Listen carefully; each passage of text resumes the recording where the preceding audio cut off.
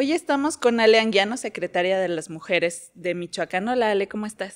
Muy bien, muy contenta de poder estar aquí compartiendo este espacio y que todas las mujeres michoacanas puedan escucharnos.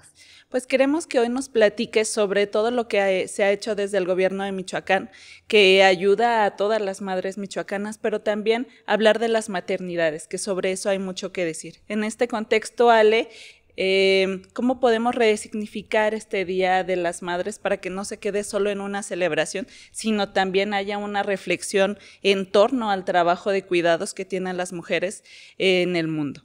Hablar de la celebración del Día de las Madres es un tema muy importante que tenemos que poner en el contexto actual porque es una fecha que históricamente se ha romantizado solamente, pero que deja de lado la estructura de poder que ha hecho que las mujeres carguen con todo el sistema de cuidados para poder sostener al mismo patriarcado. El poder resignificar esta fecha es poder hablar de todas las madres en todos sus contextos, de las madres migrantes, de las madres cuidadoras, de las madres buscadoras, de las madres lesbianas, de las madres de toda la comunidad LGBT, de las madres autónomas, de las niñas madres.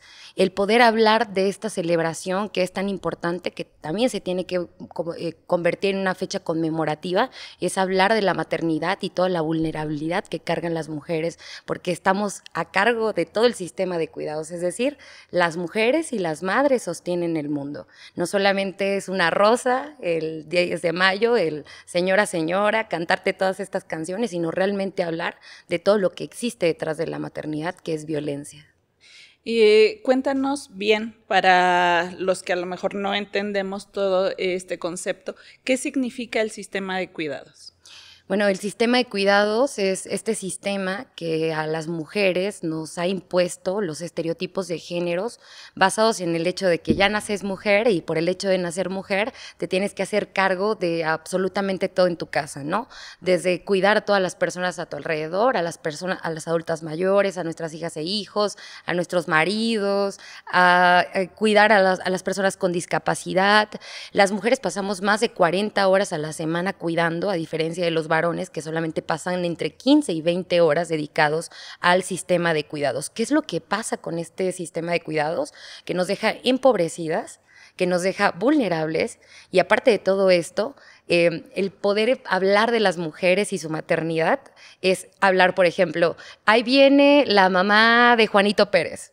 Se invisibiliza el nombre de la mamá. Estamos hablando de que es una madre. Todo está asociado a la maternidad. Y es muy importante que sepan que las mujeres también tienen que tener un proyecto de vida, pero el sistema de cuidados ha invisibilizado el proyecto de vida de las mujeres, dejándonos atrás. Por eso existe esta brecha salarial, estos techos de cristal, estos pisos pegajosos que no nos permiten avanzar de forma igualitaria a las mujeres, en especial a las más vulnerables, a las madres que se encuentran en contextos pues, más complejos de vulnerabilidad, ¿no? Este concepto de sistema de cuidados ya se ha venido utilizando desde hace algunos años en Europa, en algunos países de América Latina, pero en México apenas se ha visibilizado por la presidenta, ¿no? Por la presidenta, los programas que ha impulsado para madres, jefas de familia, para los hijos, que incluso ayudan económicamente a las familias. Entonces, tenemos que empezar a visibilizar este tipo de conceptos y discutir alrededor de todo lo que significa el sistema de cuidados en México para entonces poder avanzar, porque entonces el Día de las Madres no solo se queda en entregar una flor o en llevar una serenata o en llevarlas a comer a un restaurante, ¿no? Sino también en hacer conciencia de lo que significa para las mujeres asumir la maternidad y los cuidados en una casa y a lo mejor eso también sacrificando su desarrollo personal, ¿no? Claro, el Sistema Nacional de Cuidados es algo que por primera vez, y lo vemos con una presidenta de la República, que sus primeros discursos o sus primeras políticas van dirigidas a la construcción de un Sistema Nacional de Cuidados, ¿no? ¿Esto qué implica? Crear centros de cuidados para poder remunerar a las personas que cuidan y también acompañar a las mujeres que se encuentran en los mundos laborales para que tengan dónde dejar a sus hijas e hijos mientras ellos cuidan, pero aparte de eso, profesionalizar profesionalizar los cuidados, es decir, pagarle a las y los cuidadores que puedan ejercer esto y que las mujeres puedan salir adelante y combatir esta brecha salarial. Es lo que estamos tratando de hacer, ¿no? Eso pasaba, por ejemplo, con las mujeres de las maquilas, ¿no? No tenían con quién dejar a sus hijas e hijos. Eso pasa con las mujeres jornaleras, no tenían con quién dejar a sus hijas e hijos. Y bueno, este gobierno ha retomado parte de este sistema, creando, por ejemplo, los nidos, en donde las mujeres jornaleras pueden dejar a sus hijas e hijos mientras ellas están en el jornal. Es muy importante hablar de la construcción de más centros de cuidados y profesionalizar los cuidados, porque es un trabajo no remunerado, no reconocido e invisibilizado. Y este Sistema Nacional de Cuidados pone en la discusión pública el poder construir estos espacios que nos podrían ayudar y no, más que ayudar, nos tendrían que, y que son urgentes para poder romper de todas nuestras cabezas y la de nuestras hijas e hijos los techos de cristal y la brecha salarial que muchas personas dicen que en 200 años se va a acabar, ahora dicen que en 170 y al paso que vamos quizá pronto pueda acabarse este concepto de la brecha de género que nos tiene empobrecidas a las mujeres. Eso es en lo que tiene que ver al gobierno de México con la presidenta, en lo que tiene que ver al gobierno de Michoacán.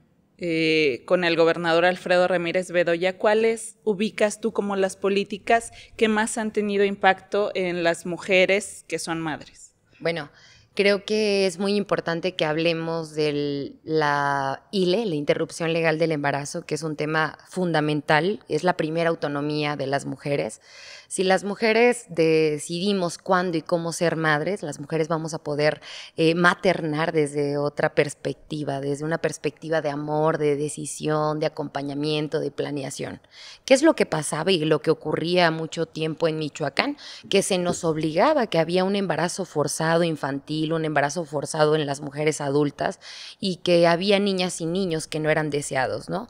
La primera autonomía que tenemos que tener las mujeres y que hasta es una absurdeza que lo sigamos discutiendo en el siglo XXI, es poder decidir sobre mi propio cuerpo. ¿Cómo es posible que puedo decidir si me puedo quitar la muela del juicio o no? O que me puedo operar cualquier parte de mi cuerpo, pero no puedo decidir acerca de mi propio cuerpo. Entonces, acabamos de tener la interrupción legal del embarazo en Michoacán, que es algo fantástico y maravilloso, porque es un mensaje político y de amor de esta es la primera decisión que tú tienes como mujer. Si tú puedes decidir cuándo y cómo quieres ser madre, puedes decidir cualquier cosa en tu vida. Entonces, para nosotras esto es algo muy importante, porque poder hablar de las maternidades deseadas es poder eliminar otras brechas de desigualdad y de violencia que existían. Por ejemplo, el embarazo infantil forzado. Más de 10,000 niñas en Michoacán teniendo un bebé, siendo niñas, cuando ellas son hijas apenas. ¿Y por qué eso constituye o lo tendríamos la sociedad que ver como un tema de violencia?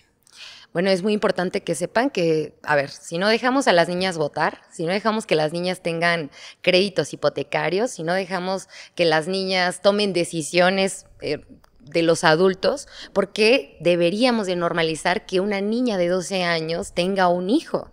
¿Qué es lo que va a deparar? Esa hija, esa niña que ahora va a tener un bebé, va a tener que darle de comer a ese bebé. Entonces va a tener que entrar a trabajos en donde tampoco el trabajo infantil está regulado, es algo que va en contra de la ley de niñas, niños y adolescentes, y en dónde va a ser contratada, en un trabajo irregular.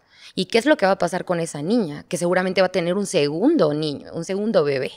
Y entonces va creciendo una esfera de violencias en contra de las infancias y eso descompone el tejido social. Es decir, no crecemos libres, no crecemos desarrollándonos, hay etapas en cada momento de nuestras vidas. Es momento de dejar de normalizar que las niñas tienen que tener madres. Ni por el uso ni por la costumbre deberíamos de seguir normalizando que las niñas sigan siendo madres. Es decir, ni por usos y costumbres o abusos y costumbres. Abusos y costumbres. ¿No? Sí, en este sentido, Ale, ¿tú tienes estudios o estadísticas de cuántas de las niñas o adolescentes madres son producto de una agresión o cuántas de estas están embarazadas de un adulto que sí es mayor de edad? El 80% de estas niñas son víctimas de violencia sexual de una persona cercana a ellas. Y es muy importante hablar de este tema también porque a estas niñas madres que las estamos tratando de localizar desde la Secretaría de Salud, desde la Secretaría de las Mujeres, desde el DIF, son niñas que esconden. Las esconden las familias porque hay una complicidad, ¿no? Entonces, como no podemos monitorearlas más que el día que van a dar a luz, porque durante todo el embarazo ellas no acuden a servicios médicos, es decir, acuden cuando ya están a punto de parir y con el agresor a un lado. Muchas veces no. Y eso incrementa el riesgo que tienen, ¿no? Así es el primer momento de muerte materna infantil por el embarazo de alto riesgo de una niña de 9, 10 o 11, 12 años, ¿no? Y entonces estas niñas que tenemos monitoreadas en una primer consulta donde dan a luz, después cómo las seguimos monitoreando, ¿no? Es el gran reto que tenemos actualmente porque no tienen trabajos con seguridad social, pues no, porque todavía no les van a dar seguridad social a una niña de 12 años. Entonces, es muy importante que sepan que la interrupción legal del embarazo, de hablar de las niñas madres que están invisibilizadas, porque es algo tan cruel y muy cruel, Sayín, porque imagínate, tienes 12 años. ¿Te imaginas tú cuando tenías 12 años los sueños que tenías y todo, te embarazas, pasa algo en tu vida? ¿Qué es lo que empieza a pasar a tu alrededor en tu contexto? Tú ya no eres una niña, tú ya eres una mujer.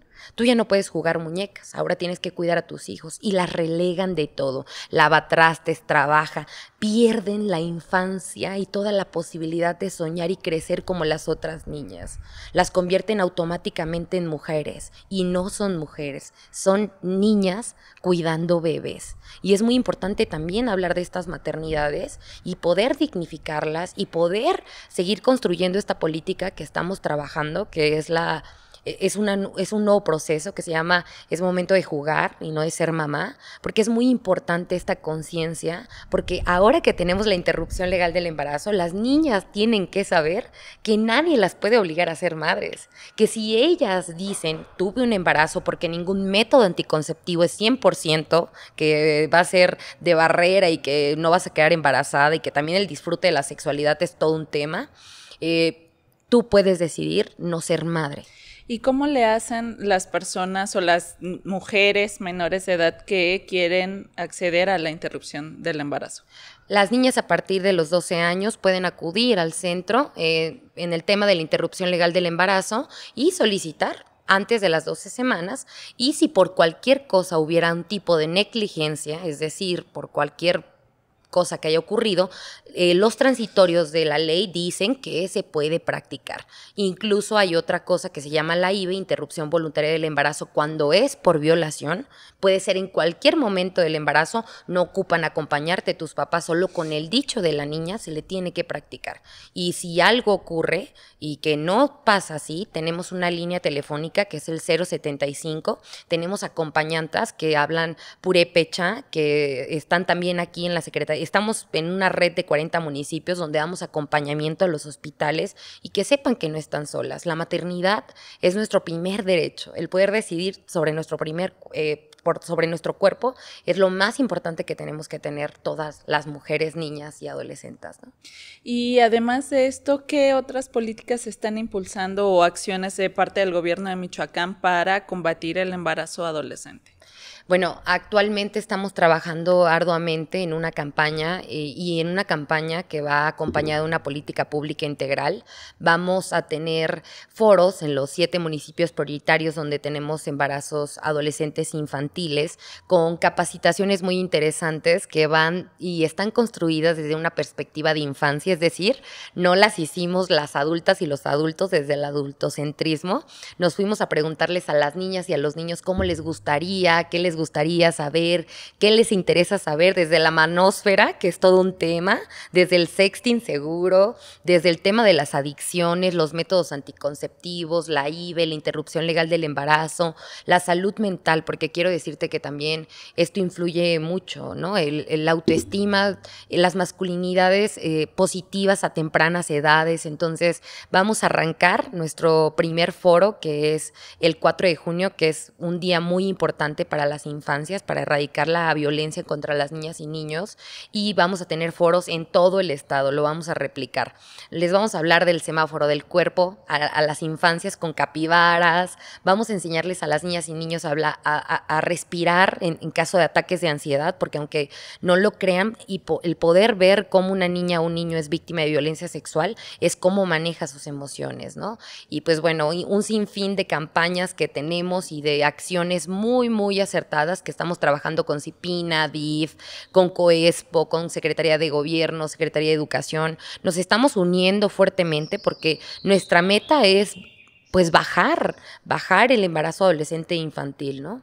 De estos 10,000 niñas que tenemos al año, que tienen otro bebé, que tienen otro niñito, pues vamos a tratar de buscar disminuir ese número con indicadores y con una política hecha muy, muy dirigida para las infancias.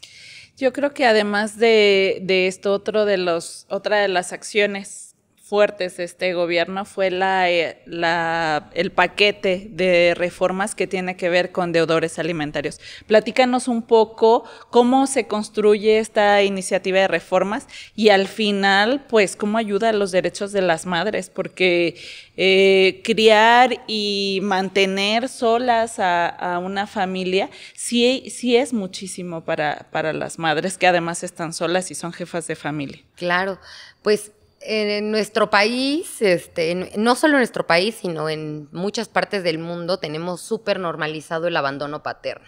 Es decir, mi papá se fue por los cigarros, o en TikTok o en Instagram hay miles de memes que dicen, ay, no, es que no tengo papá, ¿no? Y es una realidad, la mayoría de las personas hemos crecido en un abandono paterno, pero quiero hablar de la huella del abandono paterno. La huella del abandono paterno es una huella que queda segmentada en las niñas y niños y que afecta su salud física y emocional. ¿Cómo decirle a mi hija y a mi hijo que su papá no lo quiere? O sea, es un tema muy complicado. ¿Y cómo hacer que esta niña y este niño no repliquen los patrones de abandono más adelante? Es decir, yo como niña, cuando crezca, no elegir un padre igual, y yo como niño, cuando crezca, no ser un padre igual. Entonces, este paquete de reformas habla integralmente acerca de todas estas acciones. En Michoacán tenemos cerca de 25,000 niñas y niños en abandono paterno y más de 13,000 mujeres que maternan en soledad. Esto es algo muy importante porque con este paquete de reformas vamos a empezar a adoctrinar, a movilizar la ley y a hacer que paguen. Ahora los deudores alimentarios que tengan una deuda alimentaria no van a poder tener licencia de conducir. No van a poder ser candidatos, no van a poder ser funcionarios públicos, no van a poder declararse en quiebra, no van a poder salir incluso del país. Ay, perdón, es que a mí me divierte mucho la justicia en contra de estos abandonadores seriales, porque aparte, quiero decirte que no es solamente que abandonen a una mujer y a sus 2 hijos. Estos hombres tienen otra mujer con otros hijos y los abandonan y luego tienen otra familia con otros hijos y entonces el RENOA nos va a permitir saber si tienen en Quintana Roo unos hijos, en Michoacán otros, en Guerrero otros y si se quieren casar en el registro civil les van a decir, oye, ¿qué crees? Con quien te quieres casar aquí, Juan Pérez, este señor debe más de 2 millones de pesos y tiene 4 familias en abandono y más de 8 hijos sin pagarles pensión alimenticia. Y ya será la mujer la que decida si quiere casarse con un deudor alimentario, ¿no? Sí, que yo creo que diría que no, porque también adquiere la deuda, imagínate, pues no va a poder ni pagarle a sus hijos ni tampoco a los otros. Yo creo que también es una reflexión interesante porque es el círculo de la violencia. Estas mujeres no es solamente que estén enamoradas de ellos, están enamorados de toda la idea que ellos le hicieron creer, la manipulación, pero cuando ya te das cuenta realmente quiénes son y todo lo que te dijeron y todas las mentiras, pues muy probablemente eso haga que las mujeres rompan este círculo de la violencia. Es decir, los deudores en Michoacán no van a poder acceder a una licencia de conducir. ¿Estoy en lo cierto? ¿A un pasaporte? No van a poder salir del país. No van a poder salir del país. Ajá. ¿Y qué otra cosa? No se van a poder declarar en quiebra. Y también aumentamos las penas de prisión a los hombres que abandonen a las mujeres embarazadas, que es un tema súper importante. Ajá, pero además el registro, ¿cómo se llama? ¿El Registro Nacional de Deudores? Registro Nacional de Obligaciones Alimentarias. Estaba en un retraso muy amplio en Michoacán, es decir, no se actualizaba desde hace mucho. Entonces, ustedes están haciendo una campaña, entiendo, en plazas públicas para el registro de estos deudores. Sí, bueno, ya visitamos, ya le dimos una visitadita al Poder Judicial, hablamos con el presidente, la verdad fue súper humano, muy amable, llegamos a compromisos, nosotras vamos a salir a las calles, a las plazas públicas, con un formato unificado que hicimos, y nosotras, aunque no seamos las apoderadas legales del proceso, vamos a llevar la solicitud al juzgado en donde esté turnado el proceso para solicitar el registro del deudor alimentario. Y ya con eso tendrán que consultar o llevar, por ejemplo, vas a pedir una licencia de conducir, tienes que llevar tu trámite, dura 10 segundos, no cuesta nada. Ay, ¿eres deudor alimentario? No te voy a poder la licencia de conducir, debes un montón de dinero, ándale, ponte mejor a pagar en lugar de andar aquí sacando. 2,000 pesos cuesta una licencia de conducir y sus deudas a veces son de 3,000, 4,000 pesos, una absurdeza. Y ya cuando todo esto ocurre, resulta que sí tenían dinero para pagar. Uh-huh. Pero lo que ocurre en este tema, y que sí es muy interesante que lo sepan, es que los hombres no es que no tengan para pagar, es que pierden el control sobre las mujeres. Y si pierdo el control sobre las mujeres, yo ya no quiero ser el proveedor cuando ya no tengo el control sobre tu vida. Entonces eso también tiene que ver con el sometimiento que viven las madres. Y si tienen novio, peorcito. O sea, ¿cómo se va a atrever a tener novio y quiere que le pague la pensión? Con esos 200 pesos que le doy, se va el Hellish y le va a pagar al novio los tenis. O sea, ese es el pensamiento, pues, de los deudores alimentarios, es la verdad. Oye, y en este contexto, ¿qué pasa con el Poder Judicial? Porque ya alimentas o actualizas el Registro Nacional de Obligaciones Alimentarias, pero además, ¿qué sigue con el Poder Judicial? Y además, en este contexto en el que está, que está en proceso de elecciones y tal. Porque si algo nos ha pasado a las mujeres que hemos pasado como por este proceso de denunciar a un deudor, es que el proceso se queda en stand-by y ya no pasa nada por años. Sí, tenemos un caso documentado de 15 años en el Poder Judicial de que no encuentran porque no lo emplazan, pero lo que está pasando y lo que acordamos es que los términos se tienen que agotar de forma inmediata. Hay algo que se llaman juzgados mixtos. Se supone que estos juzgados mixtos que ven materia familiar y penal harían que la justicia sea más rápida. Por eso, esta elección de juezas y jueces, invito a todas las mujeres a que voten y que conozcan quiénes van a ser sus juzgadores, que sepan las sentencias que han emitido. Muchas colectivas por ahí ya sacaron pronunciamientos acerca de lo que ha ocurrido con los casos, las órdenes de protección que niegan y todo el tiempo que pasa para que resuelvan una pensión alimenticia. Y queremos decirles, en cuanto llegue una pensión alimenticia al Poder Judicial y que se admite el auto, la pensión alimenticia se pone como provisional, la pensión ya está ahí. O sea, ni siquiera ocupas una sentencia. En cuanto se admite la demanda, se queda una pensión provisional en lo que se desarrolla el juicio. Desde ahí es deudor alimentario y a los 3 meses ya puede estar en el registro y al incumplimiento puede ir de 3 a 5 años a prisión. Ya hemos metido 2 a la cárcel por no pagar pensión alimenticia y los que siguen. Bueno, pero ¿crees tú que con esta elección y con este ajuste al Poder Judicial vaya a poder las mujeres tener acceso más pronto a la justicia? Considero que sí. Creo que es muy importante que democráticamente las mujeres podamos elegir quién va a darnos acceso a la justicia, pero también nos invito a todas las mujeres a informarnos quiénes van a ser las y los candidatos a magistradas, a juezas y juezas en materia familiar y penal, porque son los que nos pueden salvar la vida. Entonces, esta nueva reforma nos permite el poder identificar quiénes son y bueno, ahora han hecho un sitio web muy interesante acerca de los perfiles que hay y sobre todo hay que esperar a que las juezas y jueces y magistradas y magistrados que se van a elegir juzguen con perspectiva de género y a favor de las mujeres, porque en manos de ellas y de ellos realmente está que le quiten o no la vida a una mujer. En manos de ellas y ellos está realmente que haya sentencias claras y que sean justas. En manos del Poder Judicial realmente está la justicia. La política pública que se construye del Poder Ejecutivo es algo que se tiene que hacer. La política que es legislativa es algo que se tiene que hacer. Pero donde realmente ocurre y donde realmente pasa para que nosotras podamos seguir con vida y se define la historia de vida de todas nosotras es en el Poder Judicial. Así que esta reforma es muy esperanzadora para todas las mujeres michoacanas. Muy bien, Ale, háblanos de las salas de lactancia. Te he visto que en el gobierno de Michoacán se abre un nuevo espacio público y entonces ya peleas un espacio para una sala de lactancia, o en las diversas dependencias o secretarías has ido a instalar salas de lactancia. Cuéntanos por qué es tan importante que para las mujeres o para las madres que haya salas de lactancia en sus espacios de trabajo.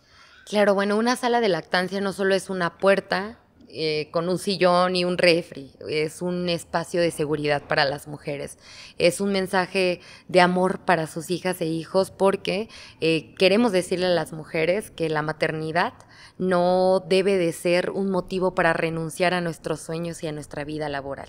Una sala de lactancia es un mensaje político de amor que les tenemos que redignificar. Muchas de mis compañeras lactaban en los baños, muchas de mis compañeras lactaban en los carros, lactaban en otros lugares. Si nosotras no vamos a comer al baño, ¿por qué nuestros bebés tendrían que comer en el baño? Muchas de estas mujeres renunciaban a sus espacios laborales porque no tenían cómo llevar a sus hijas e hijos al cuidado. Entonces, parte del sistema de cuidados y que estamos cumpliendo en Michoacán es tener salas de lactancia, es tener ludotecas, como ahora el mercado de Pátzcuaro que tiene ludoteca y sala de lactancia, que es fantástico porque cubre con el sistema de cuidados y que así deberíamos de abonar a tener cada vez más espacios que cumplan con el sistema de cuidados, ¿no? Y hablar de las maternidades es también hablar de las paternidades, ¿no? El poder hablar de las paternidades responsables, el que se puedan equilibrar el sistema de cuidados, dividir las tareas domésticas y empezar a tener una nueva historia de vida. Y no solamente lo digo por nuestras madres, ¿no? Por quienes son madres ahora o por las que tenemos madres ahora o por nuestras abuelas, ¿no? Lo digo también por nuestras hijas, porque queremos construir una vida nueva para ellas, ¿no? Que para ellas sea absurdo que nos digan, ¿cómo que hace 15 años compartían el contenido íntimo sexual sin su consentimiento? ¿Cómo que hace 15 años tenían que luchar para que llegaran mujeres gobernantes? ¿Cómo que hace 15? O sea, qué absurdeza, mamá. Y yo, sí, mijita, ¿cómo crees? Antes el patriarcado hacía que las mujeres viviéramos bajo esa presión. Pero mamá, ¿cómo que no podíamos decidir cuándo ser madres? Sí, hijita, hace 15 años eso pasaba. Entonces, yo creo que el poder tener esta oportunidad de este trabajo tan maravilloso con las mujeres, el poder hablar de las maternidades, es el poder hablar del futuro que viene para todas las niñas y para todas las adolescentes. ¿Y qué mensaje nos darías en Michoacán un poco para cambiar esta perspectiva de la celebración como tal del día del 10 de mayo, para reflexionar y para cambiar algo en lo interno? En lo interno, en nuestras familias, en nuestras casas, en nuestro trato con las mujeres que maternan en Michoacán. Bueno, yo creo que es muy importante siempre recordar en lo personal y en lo colectivo, que primero voy a hablar de lo personal, recordar a nuestras abuelas, lo difícil que fue para nuestras abuelas. Mi abuela fue madre a los 17 años, ¿no? Y luego mi mamá fue madre a los 35 años, ¿no? Y yo no quiero ser mamá, ¿no? Por ahora. Y yo aquí ya hablando de mi vida personal. Pero es muy importante que sepan que cómo ha evolucionado todo esto. Pero ¿por qué empecé a hablar de mi abuela y de mi mamá? Porque reconocer a mi abuela y a mi mamá, que mi abuela viene del sufragio, que nos dieron voto, y mi mamá, que viene de la época que nos dio el divorcio, y nosotras, que somos las de la interrupción legal del embarazo, ¿qué sigue para las niñas, no?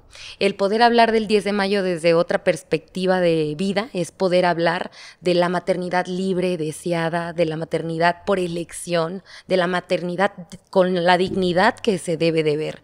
No podemos solamente amar a nuestras madres porque van y compran la cartulina a las 7 de la mañana. No podemos amar solamente a nuestras madres porque saben dónde está el control de la tele. Tenemos que ver a nuestras madres como mujeres. Son mujeres con sueños, con proyectos de vida, con ganas de salir adelante. No son solo mamás, son mujeres con historia de vida. El poder dignificar el 10 de mayo es poner a las mujeres no solamente con la etiqueta de la maternidad, sino como mujeres con proyectos de vida, con otros sueños. Le hemos preguntado a nuestras mamás qué les gusta, qué canción les gusta. No les regalen electrodomésticos, regalen masajes, regálenles libros, díganles qué te gusta hacer, viajar, qué te gustaría conocer, te quieres divorciar, yo te ayudo, hagan lo que sea, lo que necesiten las mamás, pero déjenlas de ver como una máquina de sistema de cuidados. Empiézanlas a ver como mujeres autónomas y libres. Las mamás también son mujeres y merecen ese respeto. Muy bien. Y por último, Ale, cuéntanos qué dice tu playera.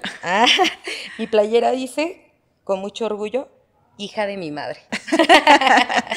Muy bien, muchas gracias, Ale, por acompañarnos a este espacio a hablar de las maternidades y de lo que el gobierno de Michoacán ha hecho en esta administración, pues para ayudarles un poco a tener una vida más digna. Muchas gracias por acompañarnos. Muchas gracias, Ayin. Chao. Chao. Michoacán es mejor.